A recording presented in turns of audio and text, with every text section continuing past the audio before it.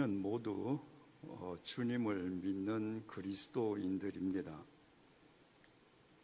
여기에서 한 가지 질문이 제기됩니다. 주님을 믿는다는 것은 구체적으로 무엇을 의미합니까? 주일날 이처럼 예배당을 찾아와서 예배드리고 각종 봉사를 하고 성경 공부 시간에 빠짐없이 참석하는 것이 주님을 믿는 증거입니까? 이런 것은 다른 종교인도 하지 않습니까? 불교인도 절을 찾아가서 부처님께 불경을 드리고 온갖 봉사를 다 하고 불경 공부에 열심을 냅니다. 우리와 똑같습니다. 똑같은 종교 행위를 하는데 불교 신자가 우리와 똑같은 종교 행위를 한다고 해서 그들을 가르쳐서 그리스도인이라고 부르지 않지 않습니까? 우리가 불교 신자와 똑같은 종교 행위를 한다고 해서 불교 신자가 우리를 가르쳐서 불교 신자라고 부르지도 않지 않습니까? 참된 믿음의 분기점은 말씀에 있습니다. 크리스찬과 불교 신자를 구별하는 분기점도 말씀에 있습니다. 불교 신자는 부처님의 가르침, 부처님의 말씀을 쫓아 사는 사람들입니다. 부처님의 가르침을 따라 봉사하는 사람들입니다. 부처님의 가르침을 공부하는 사람들입니다. 만약에 불교 신자를 자처하면서도 부처님의 가르침, 부처님의 말씀에는 아무런 관심이 없이 자기가 절박한 상황이 자기에게 절박한 상황이 생겼을 때에만 불상을 찾아가서 지성으로 두 손을 비비고 기도하는 사람이 있다면 그 사람은 불교 신자가 아니라 미신을 믿는 미신가에 지나지 않을 것입니다. 똑같은 논리로 크리스찬은, 기독교 신자는 주님의 말씀, 주님의 가르침을 쫓아 사는 사람들입니다. 봉사를 하는데 내 기분으로 하는 것이 아닙니다. 나의 오지랖으로 하는 것이 아닙니다. 주님의 가르침을 따라서 내가 희생하고 헌신하는 봉사를 하는 것입니다. 그리고 내가 그리스도인으로 이 땅에서 살아가기 위해서 성경 공부를 하는 사람입니다.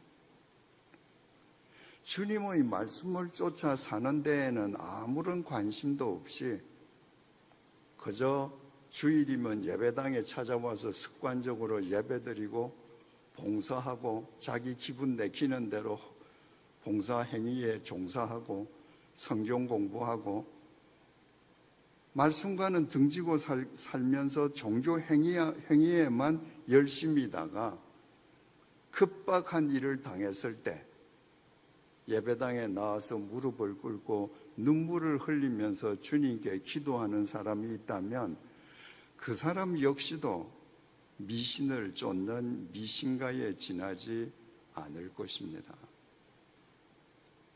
또 한 가지 질문을 제기하겠습니다.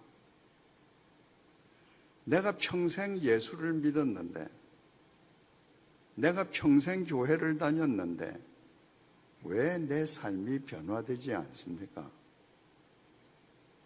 왜 내가 새로워지지 않습니까?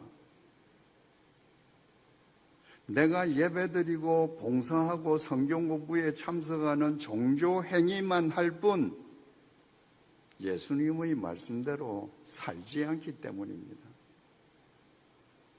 오늘날 대한민국에서, 아니 해외에 있는 한인교회를 다 포함해서 왜 싸우지 않는 교회가 드뭅니까? 지금은 싸우지 않더라도 대부분의 교회가 과거에 다 싸웠던 경력들을 가지고 있습니다. 왜 그렇습니까? 그 교회를 이룬 교인들이 예배당에서 종교 행위만 할 뿐 주님의 말씀대로 살지 않기 때문입니다. 주님의 말씀대로 살면 어떻게 한 교회 교인이 원수처럼 싸우고 교회가 쪼개질 수 있겠습니까? 대한민국 곳곳이 십자가 천지입니다. 가는 곳마다 크리스천이 없는 곳이 없습니다. 그런데 우리 사회는 왜 점점 더 부패해 갑니까? 이 땅의 크리스천들이 종교 행위에만 열심일 뿐 주님의 말씀대로 살지 않기 때문입니다. 그래서 명색이 크리스천이라 하는 사람들도 세상 사람들과 같이, 아니 세상 사람들보다 더 부패해 있습니다. 지금이나 옛날이나 죄에 빠진 인간의 죄성, 인간의 본질은 똑같았습니다. 그래서 주전 8세기 이사야 선지자는 인간의 본성을 이렇게 질타했습니다. 이사야 1장 2절 말씀입니다. 하늘이여 들으라, 땅이여 귀를 기울이라. 여호와께서 말씀하시기를 내가 자식을 양육하였거늘 그들이 나를 거역하였도다. 하나님께서는 이스라엘 백성을 당신의 자식이라 부르셨습니다. 그리고 하나님께서 그들을 양육해 주셨습니다. 양육이라고 하는 말은 보살펴서 자라게 하는 것입니다. 여러분, 한 여인이 아이를 낳아서 그 아이가 자기 발로 걸어 다니고 자기 머리로 판단하고 자기 손으로 먹을 것을 구할 수 있기까지 그 아이를 양육하려면 얼마나 많은 헌신이 필요합니까? 이 세상에 태어난 어린아이는 어머니의 생명을 갉아먹고 산다는 말은 확실히 맞습니다. 아이가 크는 만큼 엄마의 생명은 소진됩니다. 이렇게 양육하는 거예요.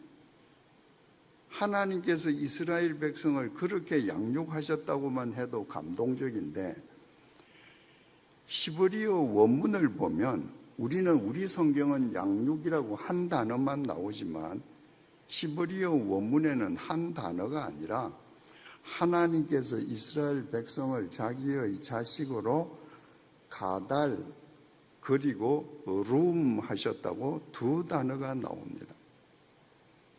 가달이라고 하는 동사는 인간의 외적 성장을 도모해 주는 동사입니다. 여러분, 어린아이가 낳았어요. 그 어린아이가 태어나서 너무너무 인형처럼 예뻐서 너는 크지 말고 이대로 평생 요 모양으로 살자. 그 어머니 아니죠. 그 아이의 뼈가 튼튼하게 자라고 육체가 강해지고 키가 크고 세상의 모든 위험으로부터 그 아이를 보호해 주기 위해서 가달해 줘야 합니다. 두 번째 룸이라고 하는 동사는 내적 성장을 꾀해 주는 것을 의미합니다. 만약에 누구든지 자식을 낳아서 육체만 건강하게 자라도록 한다.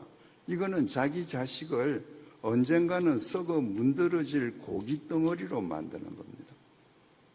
외적으로만 성장하면 안 됩니다. 사람은 내적으로 성장해야 합니다.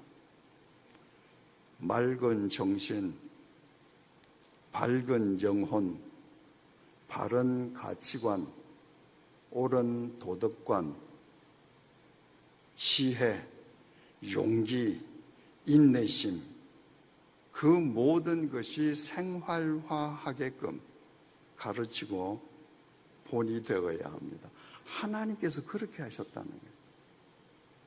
이스라엘 백성을 자기의 자식으로 삼아주시고 가달, 외적으로 성장하게 하시고 내적으로 성장할 수 있게끔 주님께서 그들을 품어주셨다는 거예요.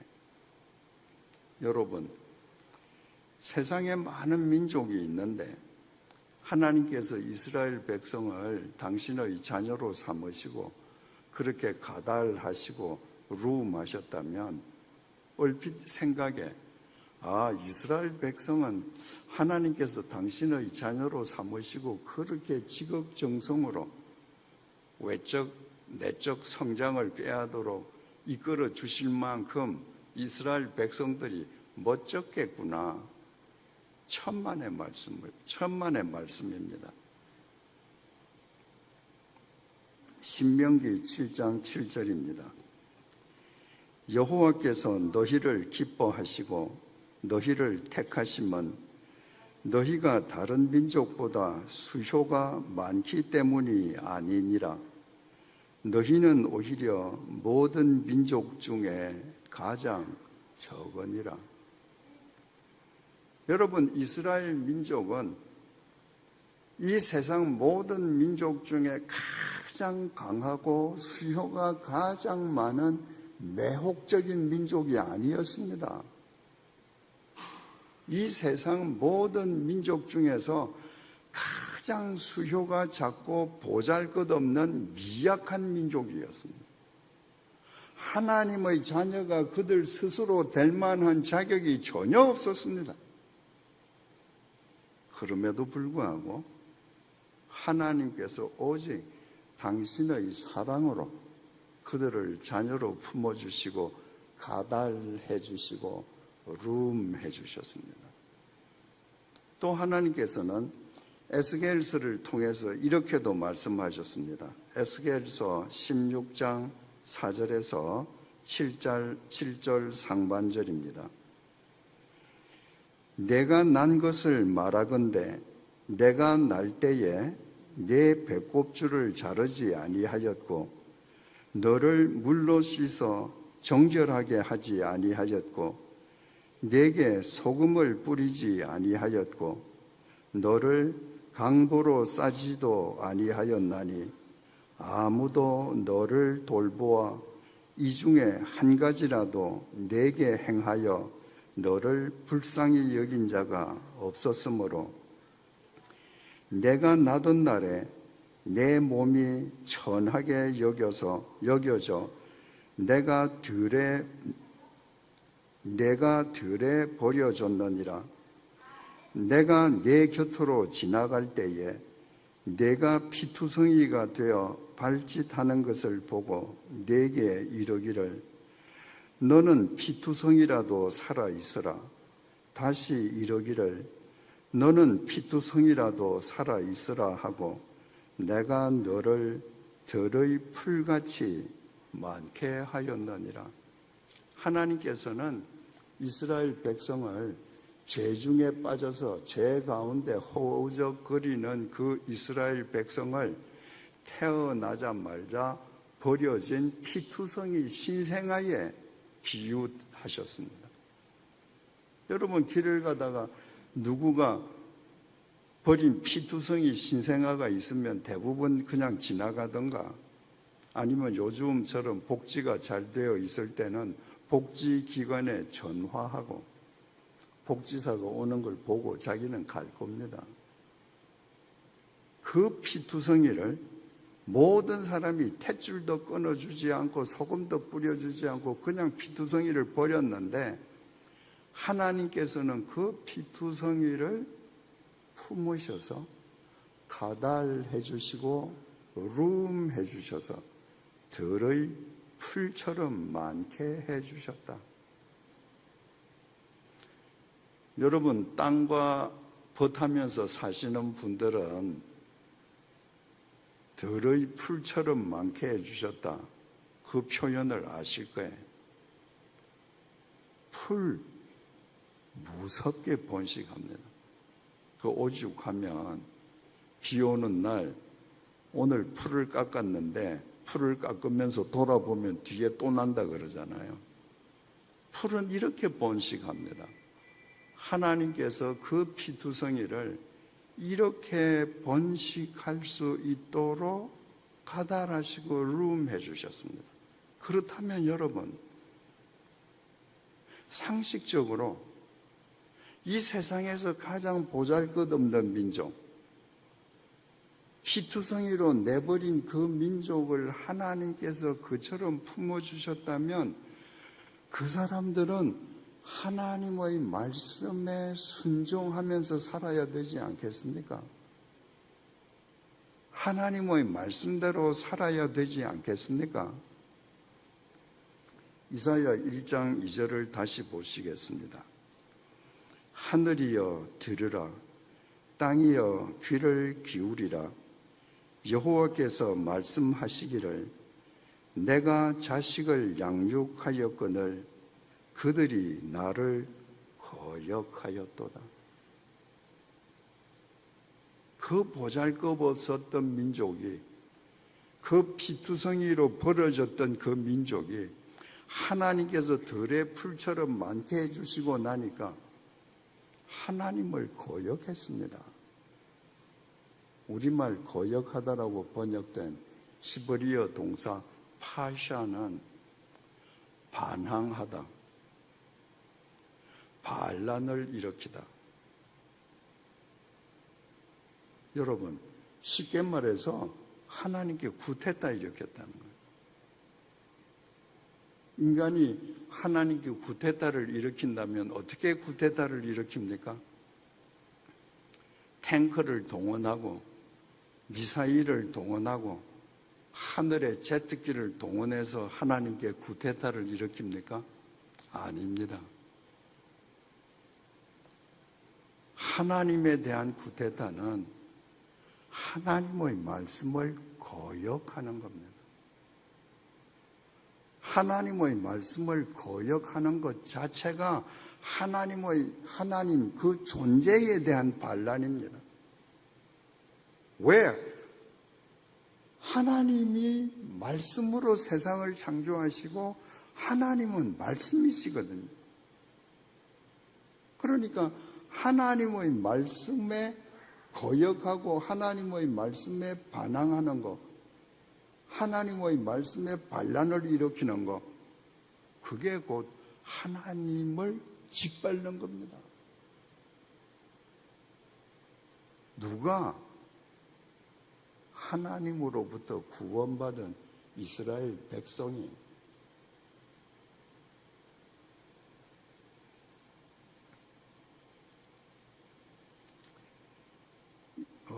1장 이사야 1장 2절 다시 읽겠습니다.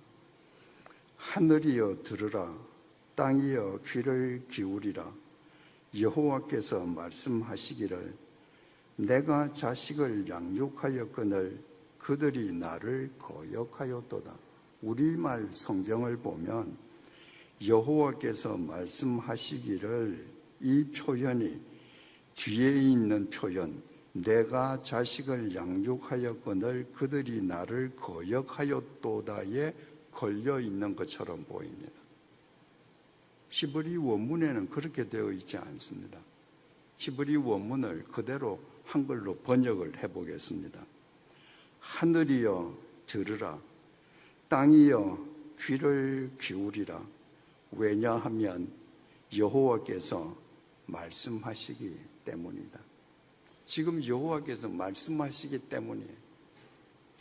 그 여호와께서 말씀하시기 때문이라는 그 표현 앞에는 하늘이요 땅이요, 뒤에는 하나님께서 자식으로 거두어 주었지만 하나님을 거역한 인간 대비해서 보여줍니다.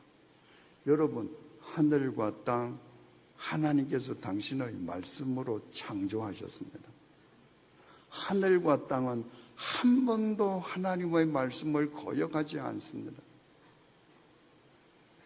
창조 이래로 태초 이래로 지금도 하늘과 땅은 하나님의 말씀의 법칙을 그대로 지킵니다. 여러분, 만약에 하늘에 떠 있는 태양이 하나님의 말씀을 거역하고 한 1년 동안 아침에 떠오르지 않는다, 어떻게 될까요?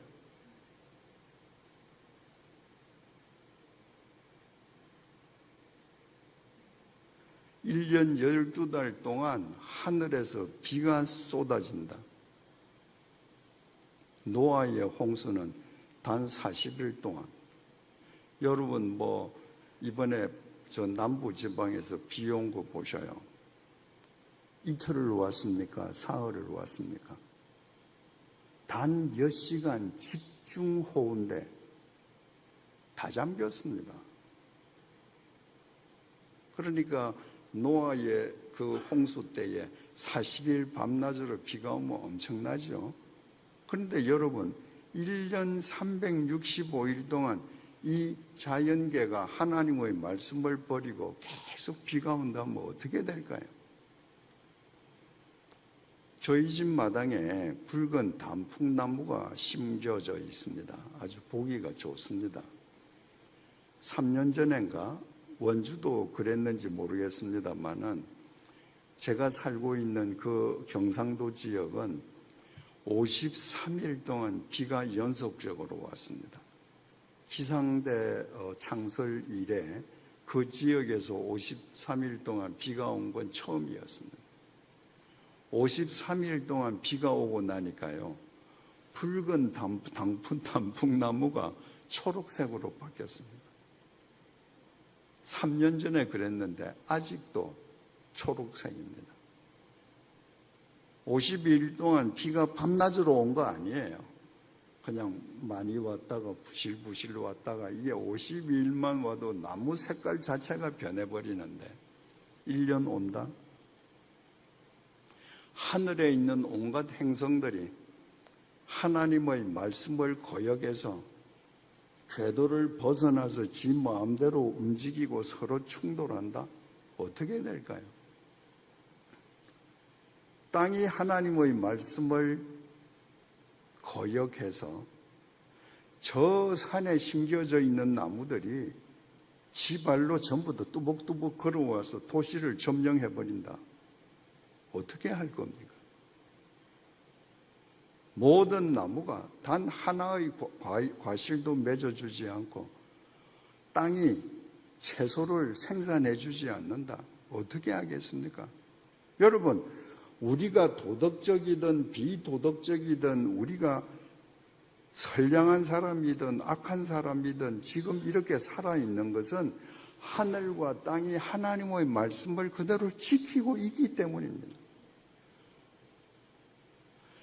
하늘도 땅도 하나님의 말씀을 지키는데 그 가운데서 모든 짐승도 하나님의 말씀의 법칙을 따라서 사는데 그 가운데서 인간만 하나님의 말씀에 후퇴타를 일으키고 살아갑니다.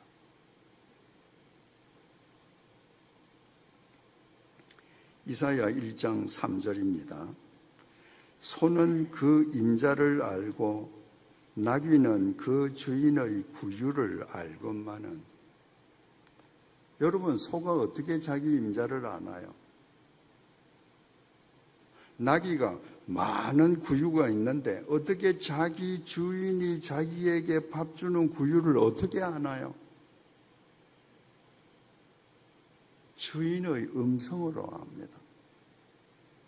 주인의 발자국 소리로 압니다.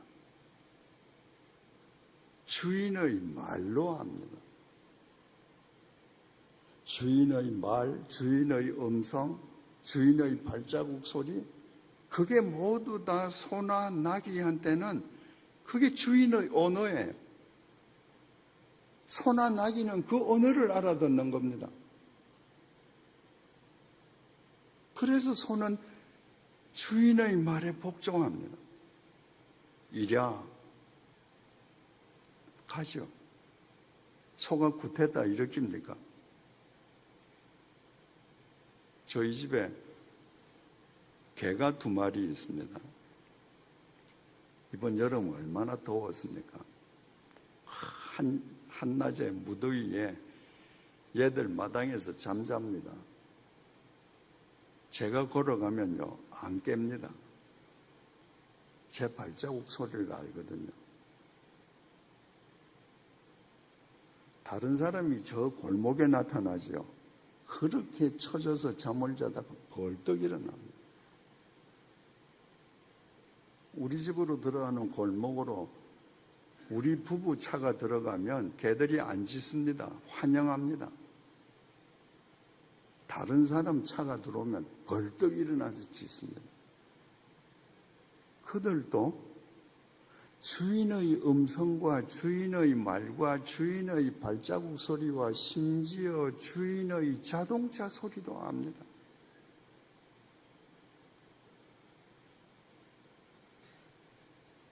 (1장 3절) 다시 읽습니다. 이사야. 소는 그 임자를 알고 나귀는 그 주인의 구유를 알건만은 이스라엘은 알지 못하고 나의 백성은 깨닫지 못하는도다 하셨도다. 소는 임자의 소리를 아는데 이스라엘 백성들은 왜 하나님의 소리를 몰라요? 왜 소리를 모릅니까? 왜 깨닫지 못합니까? 구태타를 일으켰거든요. 하나님의 말씀에 반란을 일으켰습니다. 하나님의 구원으로 들의 풀처럼 번성하게 살 수 있는 은혜를 누리고도 마치 하나님 없이 내가 살 수 있는 것인 양 종교 행위는 열심히 하지만 주님의 말씀에는 귀를 닫고 예배당을 나가서는 자기 원하는 대로 사는 겁니다. 여러분, 우리가 하는 욕 중에 어휴, 저 인간은 짐승 같은 놈이야, 이런 욕이 있습니다. 여러분, 실은 그 욕은 짐승을 모독하는 겁니다. 짐승은 주인의 음성을 압니다. 짐승이 인간보다 훨씬 낫습니다. 그러니까 짐승 같은 놈 하면 오히려 짐승을 모독하는 것이고 그 사람을 욕하는 게 아닙니다. 사실대로 표현하면 인간은 짐승보다 못한 존재입니다. 짐승은 주인의 소리를 아는데 인간은 모릅니다. 깨닫지 않습니다. 왜 한국 교회가 서로 다투는가? 그 교회를 이루고 있는 사람들이 짐승보다 못한 존재로 살고 있기 때문에 하나님의 말씀대로 사는 사람이라면 있을 수 없는 일들이 벌어지고 있는 겁니다. 왜 그렇게 예수 믿는다는 사람들은 많은데 이 세상은 점점 더 악해져 가는가? 이 땅의 크리스찬들이 짐승은 그 임자의 소리를 아는데도 하나님의 목소리에는 귀를 막고 살고 있기 때문입니다. 누가? 제가요. 누가? 여러분이에요. 우리가 멀쩡하게 보이지만 하나님 보시기에는 주인의 음성을 아는 짐승보다 못한 존재로 살고 있기 때문에 이 세상이 이렇게 악해져 가는 겁니다.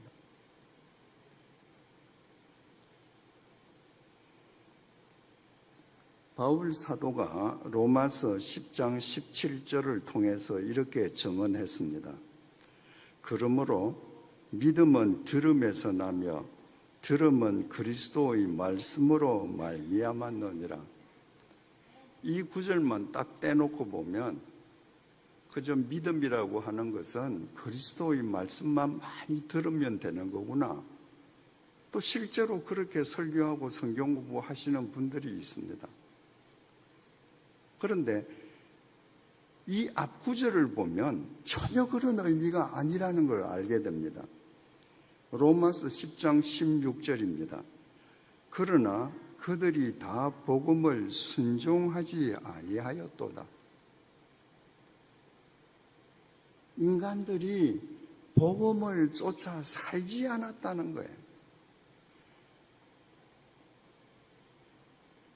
이사야가 이르되 주여 우리가 전한 것을, 이사야가 하나님의 말씀을 무엇으로 전했죠? 입으로 전했습니다. 말로 전했습니다. 그 말 이스라엘 백성들이 귀로는 다 들었습니다. 귀로 안 들은 사람이 없습니다. 그런데 그 전한 말을 누가 믿었나이까? 여기에서 믿음은 앞에 나오는 순종과 동의입니다. 이스라엘 백성들이 귀로는 하나님의 말씀을 다 들었는데 몸으로 순종하지 않는 겁니다. 그렇다면 17절 로마서 10장 17절의 의미를 분명하게 알 수 있습니다. 그러므로 믿음은 들음에서 나며 들음은 그리스도의 말씀으로 말미암았느니라. 여기에서 들음이 청력을 의미하는 게 아니라는 걸 알게 됩니다. 초등학교 선생님이 자기가 가르치는 반 아이 중에서 한 아이를 가르쳐서 자기 지인에게 저 아이는 정말 말을 잘 듣습니다 하면 그 아이 귀가 밝다는 얘기인가요? 그 아이 청력이 좋다는 말인가요? 아닙니다. 그때에 듣는다는 것은 귀로 듣는다는 말이 아니라 저 아이는 내가 하는 말을 몸으로 듣는 아이입니다. 이 얘기예요. 지금 로마서 10장 17절이 그러므로 믿음은 들음에서 나며 들음은 그리스도의 말씀으로 말미암느니라. 이거를 16장과 종합해서 이 말씀을 풀이하면 그러므로 믿음은 주님의 말씀을 몸으로 듣는 거다. 귀로 듣고 흘려버리는 것이 아니라 그 말씀을 내 몸으로 실천하는 거다. 여러분 주위에 가만히 보세요. 누가 주님의 말씀대로 삽니까? 주님의 말씀대로 단 한 번이라도 살아본 사람이 주님의 말씀대로 삽니다. 내가 손해를 봐도, 내가 세상 사람으로부터 오해를 받아도, 내가 주님의 말씀으로 몸으로 들으면, 몸으로 한 번이라도 듣고 쫓으면 위로부터 오는 은혜가 얼마나 큰지 경험한 사람이 또 말씀을 몸으로 듣습니다. 평생을 말씀을 귀로만 듣는 사람은 절대로 평생 몸으로 듣지 못합니다. 오늘 지금 여러분들은 이 예배당에서 저와 함께 있습니다. 제가 전하는 말씀을 여러분들 다 귀로 지금 듣고 있습니다. 많은 분들은 예배가 끝남과 동시에 귀로 들은 거 이쪽 귀로 다 흘려버릴 거예요. 귀로만 들었거든요. 그런데 만약에 한 사람이라도 오늘 말씀을 몸으로 듣고 예배당 밖에 나가서 이 말씀을 삶으로 실천하면서 살아간다면 그 사람을 통해서 하나님의 역사가 일어납니다. 나사렛 동네에 마리아라고 하는 처녀가 살았습니다. 나사렛 동네는 찾아가 보시면 산간지방 달동네입니다. 갈릴리 지방은 다 갈릴리 바다를 중심으로 사람들이 고기 잡고 살거든요. 그 갈릴리에서 산으로 올라가서 살 수밖에 없다. 그 당시에 차가 있습니까? 뭐가 있습니까? 그로 올라가서 산에서 산다는 건 이 아랫동네에서 어울리지 못하는 어쩔 수 없이 그 높은 곳을 찾은 가난한 사람들 중에 가난한 사람입니다. 성화에 마리아를 아름답고 거룩하게 그리고 입은 옷이 배고까지 하얗게 입은 거, 그거 다 화가들이 지어낸 겁니다. 그 나사렛 달동네 빈민촌에 처녀가 먹을 것도 겨우 구해서 먹는 처녀 옷이 어떻게 배곡처럼 하얗겠습니까? 그 처녀에게는 정혼한 남자가 있었습니다. 요셉이라고. 약혼했고 곧 결혼할 사이입니다. 그런데 어느 날 그 마리아에게 천사가 나타났습니다. 마리아와 천사 간에 이런 대화가 오갔습니다. 누가복음 1장 30절에서 38절입니다. 천사가 이르되 마리아여 무서워하지 말라. 내가 하나님께 은혜를 입었느니라. 보라, 내가 잉태하여 아들을 낳으리니 그 이름을 예수라 하라. 그가 큰 자가 되고 지극히 높으신 이의 아들이라 일컬어질 것이요 주 하나님께서 그 조상 다윗의 왕위를 그에게 주시리니 영원히 야곱의 집을 왕으로 다스릴 것이며 그 나라가 무궁하리라. 마리아가 천사에게 말하되 나는 남자를 알지 못하니 어찌 이 일이 있으리이까?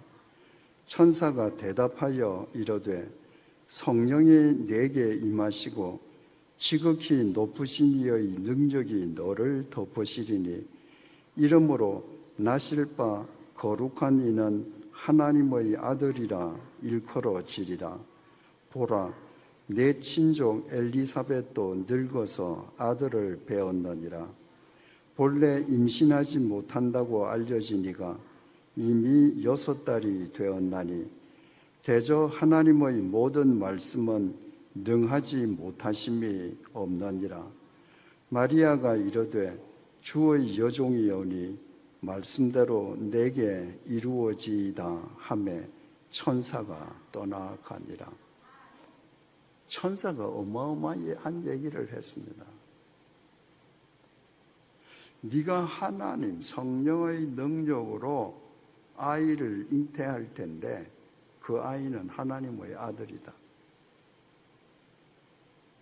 아니 나는 남자하고 자본 적이 없는데 내가 어떻게 아이를 낳을 수 있단 말입니까? 아니야, 성령께서 그렇게 하실 거야. 너 친족 엘리사벳 봐. 엘리사벳도 늙기까지 아이를 못 낳았지. 근데 지금은 어떠니? 아이를 잉태해서 6개월 되지 않았네. 그 엘리사벳이 늙어서 뵌 아이가 태어나서 세례 요한이 되었습니다. 봐, 저 여자도 늙어서 애 뵀잖아. 그러니까 너도 뵐 거야. 그런데 엘리사벳하고 마리아 사이에는 근본적인 차이가 있습니다. 엘리사벳은 나이는 늙었지만 남편이 있습니다. 남편하고 사이에서 아이가 늦게 태어난 겁니다. 마리아 보고는 네 처녀가 아이를 가진다는 거예요. 하나님의 아들을 뵈면 뭐 합니까? 처녀가 아이를 낳으면 돌에 맞아 죽는데요. 마리아는 정혼한 남자가 있습니다. 그런데 그 처녀가 성령이 잉태하게 했다고 해서 아이를 낳으면 세상 사람이 그거 믿어줍니까? 율법에는 처녀가 정원한 처녀가 아이를 가지면 그 이유 여하를 불문하고 돌에 맞아 죽어야 합니다. 그거 하라는 거예요. 그 말씀에 순종하라는 거예요. 그러면서 천사가 말했습니다. 대저 하나님의 모든 말씀은 능하지 못하심이 없느니라. 마리아 입장에서는 얼마든지 거역할 수 있었습니다. 반항할 수 있었습니다. 그 말씀에 반란을 일으킬 수 있었습니다. 안 돼요. 내가 어떻게 처녀의 몸으로 아이를 뵙니까? 난 그렇게 부도덕한 일 못합니다. 마리아가 말했습니다.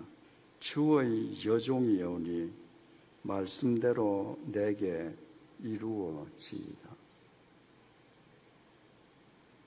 마리아가 그 말씀을 귀로만 들은 게 아닙니다. 지금 이 순간 마리아는 몸으로 들었습니다. 내가 하나님의 아들을 잉태해서 돌에 맞아 죽는 한이 있어도 말씀대로 되어지이다.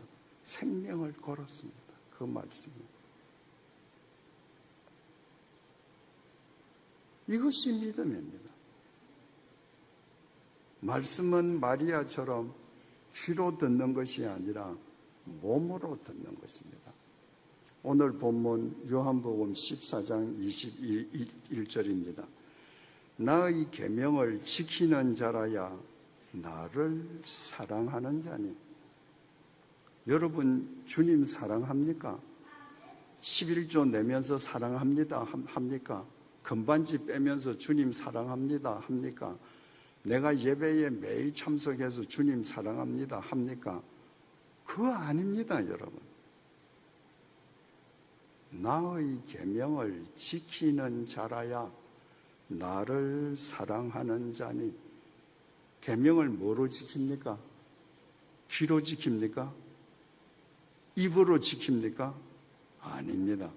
주님의 말씀은 우리의 삶으로만 지켜집니다. 바꾸어 말하면 주님의 말씀을 우리의 몸으로 들을 때만 주님의 말씀을 지킬 수 있습니다. 그 사람만 주님을 사랑하는 사람이에요. 여러분들 손을 얹고 생각해 보셔요. 정말 주님을 사랑해 본 적이 있는지. 마리아처럼 내게 불이익이 닥쳐와도 내 생명이 위급해도 주님의 말씀을 지킴으로 내가 주님을 사랑한다고 고백한 적이 있는지. 나의 계명을 지키는 자라야 나를 사랑하는 자니 나를 사랑하는 자는 내 아버지께 사랑을 받을 것이요. 당연하지 않습니까? 주님의 말씀을 몸으로 들음으로 주님을 사랑하는 자를 하나님 아버지께서도 사랑하십니다. 주님 안에 아버지가 계시고 아버지 안에 주님이 계시거든요. 나의 계명을 지키는 자라야 나를 사랑하는 자니 나를 사랑하는 자는 내 아버지께 사랑을 받을 것이요 나도 그를 사랑하여 그에게 나를 나타내리라. 우리가 주님의 말씀을 몸으로 듣고 지키면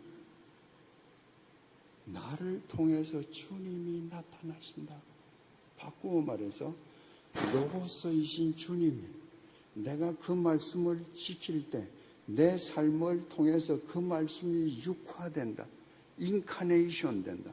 내 팔을 통해서, 내 손을 통해서, 내 발을 통해서, 내 온몸 사지백체를 통해서 예수 그리스도가 나타나는. 어떻게 내가 주님의 통로가 되지 않을 수 있겠습니까? 마리아가 생명을 걸었습니다. 하나님의 명령을 지키기 위해서 생명을 걸었습니다. 그때 하나님께서 그 빈민 처녀를 사랑하셔서 이 세상 여인 중에 가장 존귀한 성모 마리아가 되게 해주셨을 뿐만 아니라 예수 그리스도께서도 그의 몸을 통해 이 땅에 나타나셨습니다. 말씀을 지킨다는 건 이런 거예요. 마리아만 지켜서 이렇게 되는가? 아닙니다. 우리도 누구든지 주님의 말씀을 지키는 자를, 내 몸으로 주님의 말씀을 듣는 자를 하나님께서 사랑하시고 주님께서 그를 들어 당신의 통로로 삼아 당신의 섭리를 이 시대 역사 속에 이루시는 것입니다. 이 교회의 이성우 장로님은 1988년부터 98년까지 10년 동안 저와 함께 서울에 있는 주님의 교회를 섬겼습니다. 그 시절에 그분의 경험담을 기록한 그분의 간증문을 제가 읽어드리겠습니다. 그분이 직접 읽는 것이 원칙이지만 그분이 연세가 많으시고 또 억양이 경상도 억양이어서 힘들겠다고 해서 제가 대신 읽어드리겠습니다. 그분하고 저하고 같이 신앙생활을 했기 때문에 그분의 글 속에 제 이름이 몇 번 거명되는 것을 이해해 주시고 들어주시기 바랍니다. 80년 인생을 살아오는 동안에 50대 중반이 가장 열정적으로 사업에 매진했던 시기였습니다. 당시 조선소에 사용되는 장비 개발을 위해 캐나다 퀘벡으로 출장을 갔습니다. 일을 마치고 귀국길에 갑자기 미국 버지니아 리치몬드에 있는 고교 동창생이 보고 싶어 그곳을 잠시 방문했습니다. 공항까지 마중 나온 친구와 이런저런 이야기를 나누며 그의 집에 도착했습니다. 놀랍게도 친구의 온 가족들이 집안 대청소를 하고 있었습니다. 그날 저녁 친구 집에서 약 80여 명의 그 교인이 모여 중요한 회의를 할 예정이기 때문이라고 했습니다.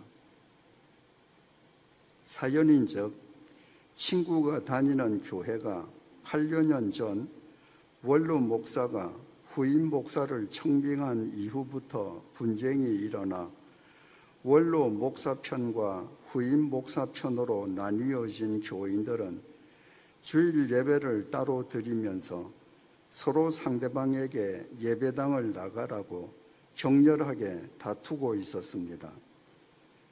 그 와중에 고소 고발이 난무했습니다. 제 친구는 후임 목사님 편이었습니다. 그래서 같은 편 약 80명을 그날 저녁 자기 집으로 초청하여 저녁 식사를 하며 주일인 이튿날 반대편을 확실하게 몰아내기 위한 단합 대회를 가질 예정이라고 했습니다. 저와 중마지우인 친구가 제게 음식 장만을 부탁해서 저는 육개장 80여인 분을 만들어 친구와 같은 교인들을 대접하였고 저녁 식사 후에 그분들의 단합 대회가 시작되었습니다. 갑론을박이 이어가던 중 한 집사님이 저를 가리키며 저분은 누구신데 이렇게 많은 양의 육개장을 끓여 주셨느냐고 제 친구에게 묻자 제 친구가 서울 주님의 교회 이성우 집사라고 저를 소개해 주었습니다. 그 자리에 계신 분들은 주님의 교회에 대해 이미 잘 알고 있었습니다. 담임 목사가 이재철 목사님 아닌가요? 라는 그분들의 질문에 저는 맞다고 대답했습니다. 당시 주님의 교회는 많은 교회들이 닮고 싶어 하는 롤 모델이었습니다.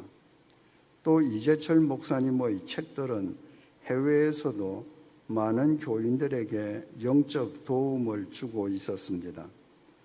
그 자리에 계신 분들 대부분도 이재철 목사님의 책들을 읽었다며 이재철 목사님과 함께 신앙생활하는 저를 부러워했습니다. 그분들 중 한 분이 제게 주님의 교회를 다니시는 집사님이라면 이 상황에서 어떻게 하시겠습니까? 하고 제게 물으셨습니다. 저는 주일마다 이재철 목사님의 설교를 통해 들었던 예수님의 말씀을 생각하면서 이렇게 대답해 드렸습니다. 예수님께서 왼 뺨을 치거든 오른뺨도 주고 겉옷을 달라 하면 속옷까지 내어주며 으뜸이 되려면 모두의 종이 되라고 말씀하시지 않았습니까? 여러분이 진정한 그리스도인이라면 자기 입장만 내세우지 말고 지금까지 집착해온 자기 아집과 기득권을 응당 먼저 포기해야 하지 않겠습니까?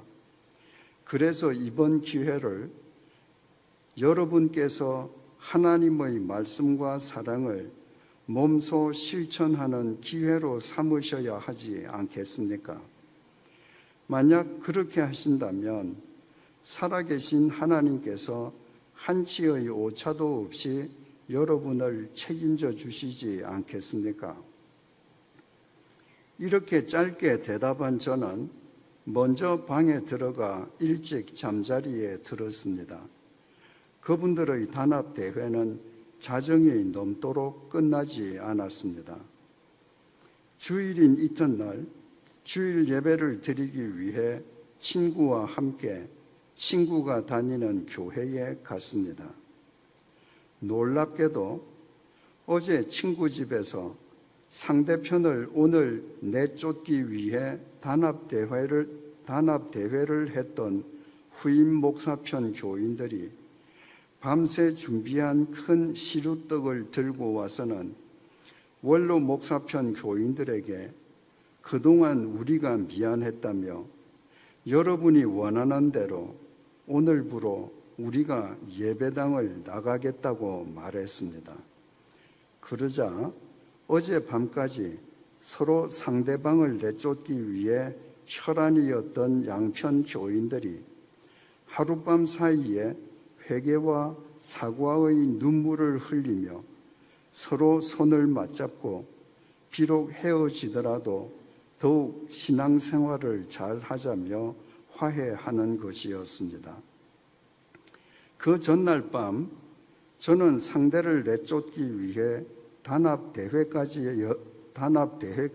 연 후임 목사편 교인들에게 제가 믿어온 주님의 말씀을 전해드렸을 뿐인데 그 말씀을 삶으로 실행한 교인들을 통해 기적 같은 주님의 역사가 일어난 것이었습니다. 눈물로 마지막 작별 인사를 나누며 예배당을 나온 후임 목사편 교인들은 당장 예배 처소가 없으므로 근처 공원에서 조용히 기도와 찬양으로 주일 예배를 드리면서 모두 하나님의 은혜를 깊이 체험하고 감사했습니다. 바로 이튿날 버지니아에서 발행하는 지역 신문에 신축된 지 2, 3년 된 예배당을 저렴하게 매각한다는 광고가 게재되었습니다. 현장을 답사해 보니 지금까지 사용해온 예배당보다 훨씬 크고 교회 생활하기에 편리한 시설들이 아주 잘 갖추어져 있는 예배당이었습니다. 반대편 교인들에게 예배당을 송두리째 양보해 준 그분들은 그 다음 주일부터 매주일 기대하지 않았던 새로운 예배당에서 조금도 불편함 없이 은혜로운 예배를 드리게 되었습니다. 저는 그곳에서 10여일 동안 지내면서 주님께서 당신의 말씀을 삶으로 실행하는 교인들을 위해 여호와 이레로 준비해 두신 주님의 섭리를 제 눈으로 목격하면서 놀라움을 금할 수 없었습니다. 그동안 제 마음속에는 지워지지 않는 질문이 있었습니다. 제 자신은 주님을 잘 알고 있지만 주님께서는 저를 모르시는 것 같다는 질문이었습니다.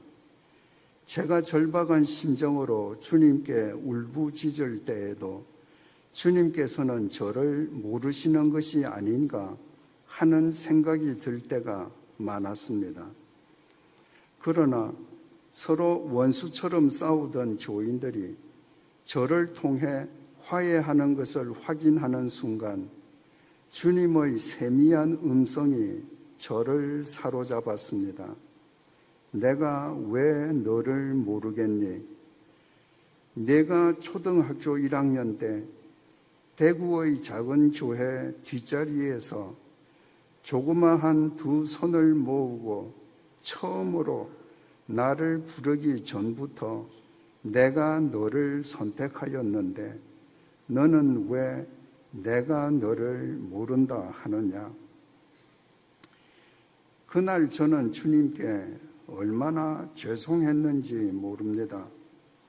저처럼 보잘것없는 죄인을 정확하게 아시고 당신의 통로로 친히 사용해 주신 주님의 은혜를 확인한 이후 저는 그때의 일이 생각날 때마다 감사의 눈물을 흘리곤 합니다.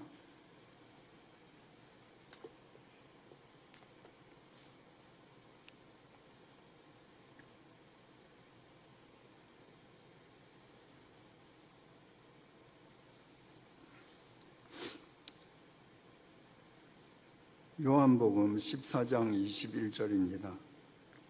나의 계명을 지키는 자라야 나를 사랑하는 자니 나를 사랑하는 자는 내 아버지께 사랑을 받을 것이요 나도 그를 사랑하여 그에게 나를 나타내리라.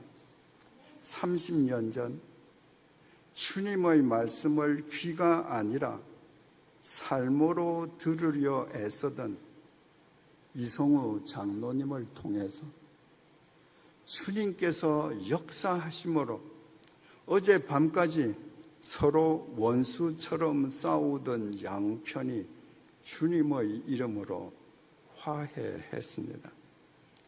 그리고 이성우 집사님에게 네가 초등학교 1학년 때 대구의 조그만 교회에서 작은 손을 모으고 기도하기 전부터 내가 너를 선택하고 알았는데 넌 왜 나더러 너를 모른다 하느냐 하시며 당신을 그 아들에게 나타내어 주셨습니다. 사랑하는 교우 여러분, 우리는 어떻습니까? 이제껏 말씀을 삶으로 지키고 말씀을 온 몸으로 들어보신 적이 있습니까?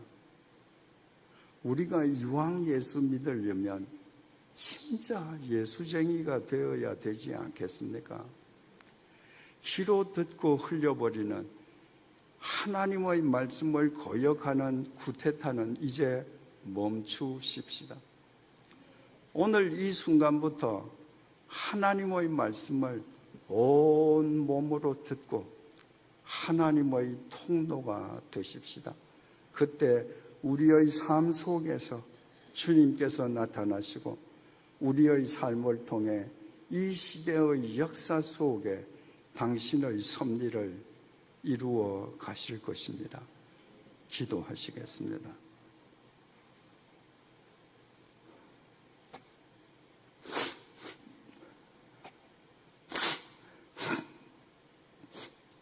하나님 아버지, 하나님께서는 보잘것없는 나를 오직 주님의 사랑으로 선택해 주시고 죄 가운데 피투성이로 버려진 나를 십자가의 은혜로 구원해 주셨습니다. 그러나 하나님을 믿는다는 나는 실은 짐승보다 못했습니다.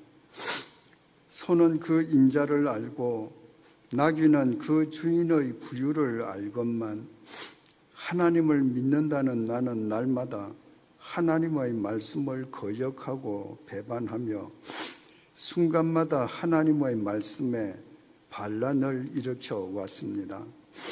그럼에도 내가 가장 믿음이 좋고 고상한 사람인 양 착각해온 나의 무지를 아버지의 자비로우심으로 용서해 주십시오.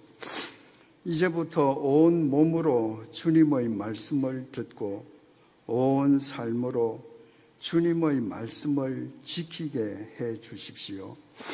그리하여 하나님께서 나를 사랑하심을 나의 온 몸으로 확인하게 해 주시고 나의 삶이 주님을 이 땅에 드높이는 주님의 통로로 승화되게 해 주십시오. 그와 같은 우리의 삶을 통해 이 땅에 화해와 사랑과 회개의 새 역사가 일어나게 해 주십시오. 예수님의 이름으로 기도드립니다. 아멘.